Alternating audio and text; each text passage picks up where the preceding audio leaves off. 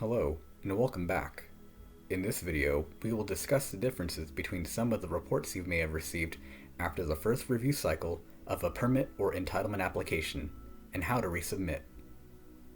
At this point in the process, staff should have reviewed the uploaded documents and may have provided comments, corrections, or requests for additional information or documentation.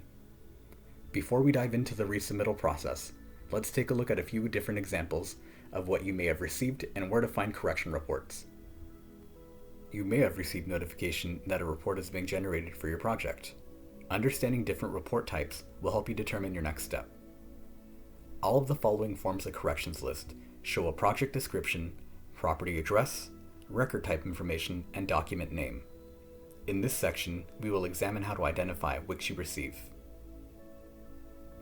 The first indicator of what report you've received will be based on the automated email that is sent out when a department has completed their portion of a plan review, or when a project coordinator or project planner have consolidated all comments from all reviewing departments into a single report.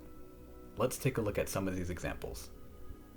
If you've submitted a building permit application or a planning entitlement application, you will likely receive an email alerting you of either a courtesy corrections list or a notice of incomplete interim report.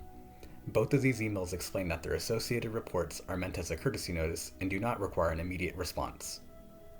Once all reviewing departments complete their reviews, you will also be notified via email of either a consolidated corrections list or notice of incomplete corrections required report that contains all plan review comments from all reviewing departments for that cycle. All 4 emails contain links to the Online Permitting Services portal.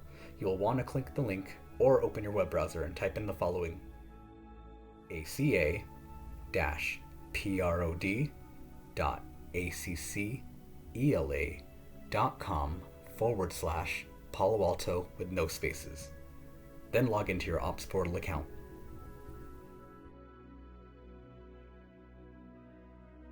Select My Records. Then locate your permit number.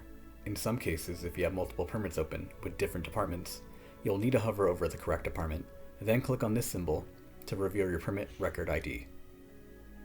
After clicking on the correct permit, click on Record Info, and it should reveal a drop-down menu. Scroll down and click on Attachments.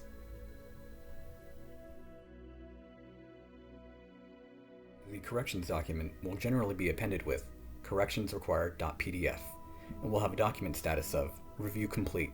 If you do not see corrections required, look for a file with a red Resubmit link. In some cases, the attachments page may have dozens of documents. Click on Latest Update to bring the corrections required document to the first page. Sometimes you have to click twice.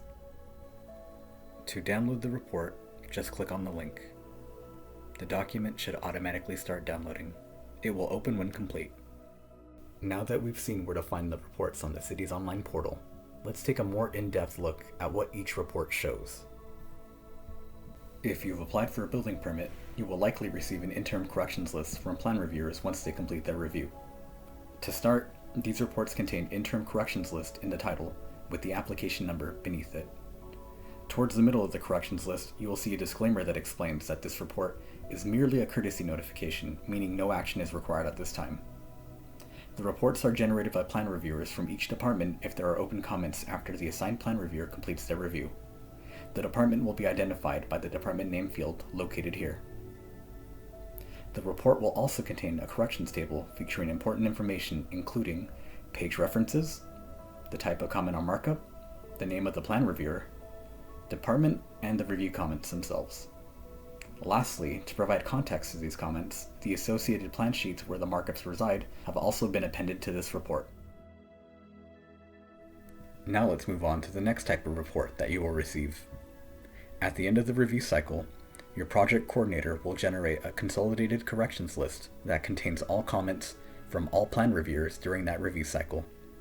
Please note, once you see a final corrections list, that means the review cycle has been closed out and a response is required for all open comments and markups. The first thing you will notice is that the report contains the consolidated corrections list in the title with the application number and date the report was generated beneath. Similar to the interim corrections list, you will find a reviewer contact information table beneath the project description.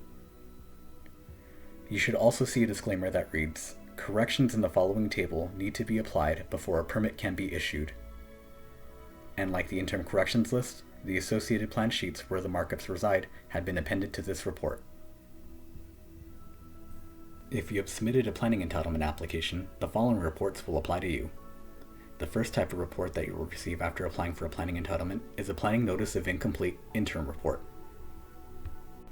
The report is titled Notice of Incomplete Corrections Required Interim Report, with the application number and the date the report was generated beneath. The most notable difference between a Notice of Incomplete Corrections Required Interim Report and the Building Interim Corrections List is the amount of language on the report itself. The report explains that the application was reviewed to ensure conformance with applicable zoning regulations, and it includes details of when the plans were received, and also goes on to explain that the application cannot be deemed complete at this time. Like the Interim Corrections List, the Notice of Incomplete Corrections Required Interim Report states that it is being provided as a courtesy and no action is required at this time. Further, the report also includes reviewer contact information table, a corrections table with page references, comment, and markup types, reviewer and department information, and the comments themselves. And just like the last two reports, relevant plan sheets have been appended to this report to provide context to comments. Finally, we come to the Notice of Incomplete Corrections Required Report. Please note that once you receive a Notice of Incomplete Corrections Required Report, that means that the review cycle has closed and a response to all plan reviewer comments and markups is required for resubmittal. The first thing you'll notice is that it looks very similar to the Notice of Incomplete Corrections Required Interim Report in that it shares some of the same information as the other reports we've gone over, including reviewer contact information and a corrections table with similar fields. The disclaimer that explains the application was reviewed to ensure conformance with applicable zoning regulations is also included, as well as the information of when the plans were received, and that the project cannot be deemed complete at this time, and that a revised plan set that addresses all open comments from all plan reviewers is required for resubmittal. And again, relevant plan sheets are appended to this report to provide context for comments. Remember, if you have received either a Building Interim Corrections List or Planning Notice of Incomplete Corrections Required Interim Report, they are provided as a courtesy with no action required, as the interim reports are not meant to provide a comprehensive list of comments from all reviewing departments. After carefully reviewing the Consolidated Corrections List or Notice of Incomplete Corrections Required Report, please create a response document that addresses all open comments and all required corrections from your review cycle with the following naming convention: cycle number, C2, C3, or so on, underscore, address number and street name, underscore, reply. Now that we've gone over the differences between both types of interim and both types of corrections required reports, and explained the need for the reply file, we can move on to the resubmittal process.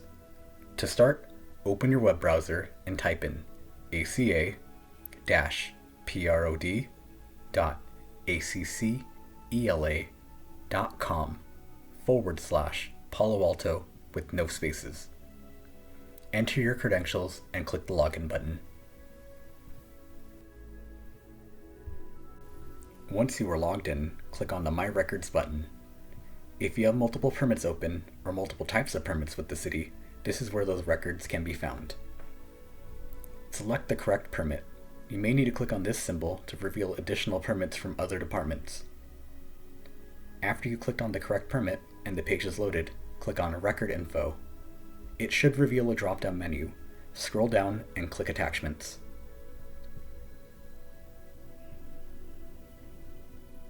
After the Attachments page has loaded, identify the Corrections Required document. If you don't see Corrections Required in the document name, look for a red Resubmit link. In some cases, there could be dozens of files attached to a record, so you may have to click on Latest Update to bring the latest documents to the top. Sometimes this requires 2 clicks. When you identify the correct file, on the right side of the screen, above the Actions drop-down menu button, you should find a red Resubmit link. Be sure to only resubmit using the red Resubmit link, and I cannot stress this enough, not by using the Add button on the bottom left-hand side of the web page. We emphasize this point because resubmitting using the Add button instead of the correct red Resubmit link could potentially cause delays in the next round of project review. Select the correct files you need to resubmit. In most cases, that'll be an updated plan set file and an applicant response file to the previous round of comments. While the files are uploading, be sure to follow the correct file naming convention with the current review cycle period, C2, C3, or so on. After naming the files in accordance with our file naming convention and providing a brief description of the file, be sure to click Save. And that's all. If you followed all the steps correctly and resubmitted using the red Resubmit link, an automated email will be dispatched to the person assigned to your project. Thanks for watching.